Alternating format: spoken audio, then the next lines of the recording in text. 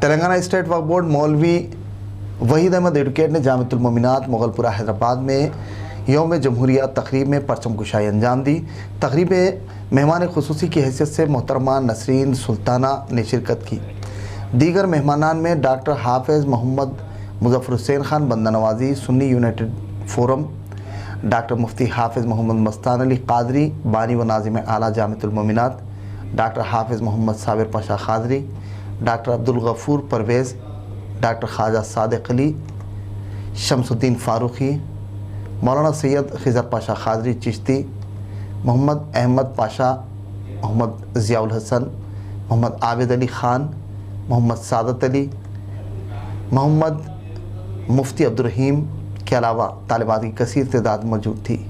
اس دوران جامعہ کی طالبات نے قومی ترانہ پڑھا۔ تقریب میں مقررین نے جشن یوم جمہوریہ کی تفصیلات بیان کی۔